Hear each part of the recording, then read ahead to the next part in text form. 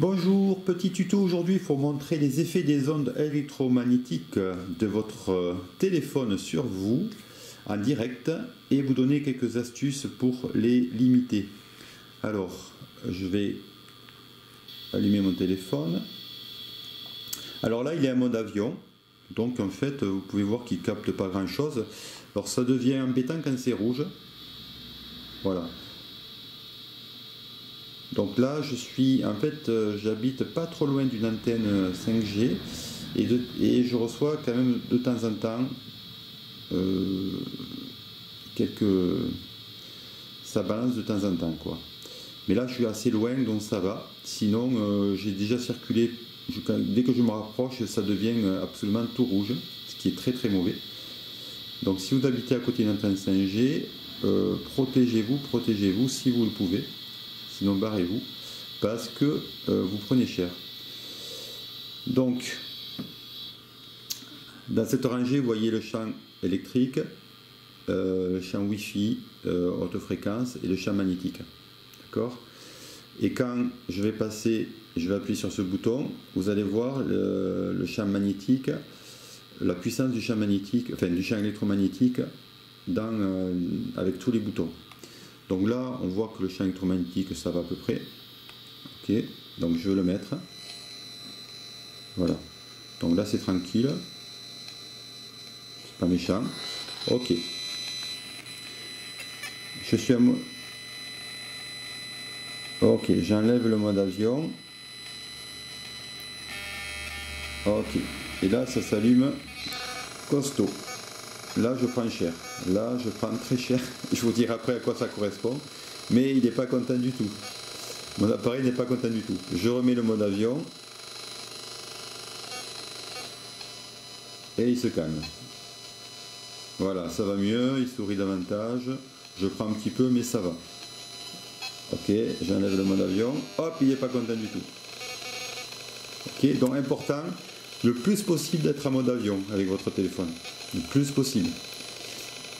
Le mieux c'est hop, je remets le mode avion. Donc je fais des recherches, j'ai envie de téléphoner à quelqu'un, j'enlève le mode avion, je téléphone, et après hop, je remets un mode avion. Voilà. Et j'écoute les messages de temps en temps en enlevant le mode avion, mais voilà, je ne garde pas le téléphone sans le mode avion. Pareil, vous utilisez le GPS, vous allez voir, c'est flagrant. Ok, je mets le GPS. Ok, là je suis en mode avion. Voilà, là il file presque. Donc quand vous êtes en voiture avec le GPS, voilà ce que vous prenez. D'accord, maximum, je vous dirai à quoi ça correspond. J'ai le GPS, maintenant je mets le mode avion. Hop, et ça se calme. Pourquoi? Parce que le GPS a enregistré quelque part en quelques secondes, enregistré ma destination et il va marcher normalement. Donc vous pouvez avoir un GPS et être en mode avion sans aucun problème. Ok? Ça les gens ne le savent pas et c'est important de le savoir parce que là dans une voiture c'est là où vous prenez le plus quoi, parce que vous êtes comme dans une cage de Faraday et vous prenez un maximum. Donc ne pas téléphoner en voiture, vraiment c'est primordial. Les tests aussi sécurité des téléphones ont été faits pour que avec un téléphone à peu près à 2 cm de votre tête, ce qui n'arrive jamais. Donc là aussi, les tests de sécurité, bonjour. Donc éloignez le plus possible votre téléphone qui est un capteur d'onde de ouf. Donc, qu'est-ce que je fais quand je vais aller quelque part? Eh bien, hop, j'enlève le mode avion, je calcule mon itinéraire. Ok, il me dit quel est mon itinéraire. Une fois qu'il a trouvé, hop, c'est parti, je mets mon avion et je suis le GPS qui va marcher très très bien. Ok, vous avez compris? Voilà, c'est très simple. Alors maintenant, à quoi correspondent ces lumières rouges? Alors, vous voyez ici, tableau, haute sensibilité sur les hautes fréquences. Volt, ici vous avez voltmètre et les microwatts par mètre carré. Ok, donc et là c'est les LED. Donc LED, ici on a vu qu'on avait tous les LED allumés, donc 16. Et on prend à peu près 2000 microwatts par mètre carré, ce qui est énorme. Ici vous pouvez voir les instances de sécurité, il y en a plusieurs, mais on va dire celles qui sont les moins qui vont le plus loin, c'est le Conseil de l'Europe qui a donné une résolution pour pouvoir capter ces fréquences sur court terme. Pour le court terme, ça veut dire pas beaucoup, pas longtemps, hein, c'est-à-dire on ne sait pas combien de minutes ça fait, mais c'est vraiment pas longtemps, il ne faut pas rester longtemps avec ces fréquences. Et la sécurité c'est 1000, vous voyez, 1000 microwatts par mètre carré. Et là, on était à 2000 facile. Et encore, je pense que l'appareil peut monter plus haut, mais celui-là ne me permet pas.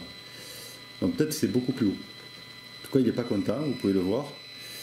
Donc, dès que vous avez votre appareil sur vous, ok, près de votre corps, vous prenez plus de 2 fois, minimum 2 fois, en fait, ce que les recommandations de l'Union européenne, du Conseil de l'Europe, et qui sont déjà très, très larges par rapport aux autres. Hein. Les autres disent qu'il faut le seuil est beaucoup plus bas. Eux, ils ont monté beaucoup plus haut parce que, bien sûr, ça les intéresse, la technologie. Donc voilà ce qui vous arrive. Donc quand vous dormez à côté de votre portable, ou portable sous l'oreiller, toute la nuit, eh ben, vous créez un petit cancer du cerveau. Hein. Donc il y a de plus en plus d'enfants qui ont des cancers du cerveau, ce qui n'arrivait pas avant. Et ça va s'accentuer à cause de portables. Je vous invite à aller voir tous les effets de ces électro-ondes sur le site Robin des Toits, comme ça se prononce, et vous verrez tous les dangers. Et c'est vrai que là, avec la 5G, on va en prendre plein la tête. Partout où elle sera installée, ça sera rouge constamment, partout. Voilà. Moi, quand je me déplace près d'une antenne 5G, à peu près 1 km, tout s'allume en rouge. Absolument tout. Donc je reste pas longtemps et je m'éloigne, mais il y a des gens qui habitent sous des antennes 5G, voilà, constamment. Hein. Donc, si vous avez des troubles de sommeil, voilà, cherchez pas trop loin, hein, ça vient de ça. Et les troubles de sommeil créent beaucoup de problèmes. Chez nous. Voilà.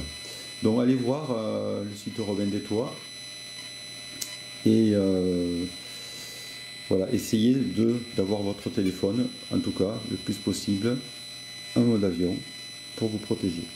Et faites attention à vos enfants qui eux l'utilisent tout le temps. Voilà. J'espère que ça vous aura été utile. Désolé de ne pas vous apporter bonne nouvelle, mais voilà. Ah oui, j'avais oublié la Wi-Fi, voilà, à éviter absolument. Là, je vais mettre la Wi-Fi. Voilà. Ok, la Wi-Fi, même en mode avion. Alors, hop, attendez. Voilà, ça passe pas mal quand même. Hop, j'enlève le mode avion et ça se remet à crier. Je remets le mode avion. Ça se calme un peu. Ah oui, parce que j'ai enlevé la Wi-Fi. Voilà, voilà ce que fait la Wi-Fi. Donc essayez de câbler au maximum tous vos appareils. Câblez-les. Hop, ça s'est arrêté. C'est normal. Hop, je refais.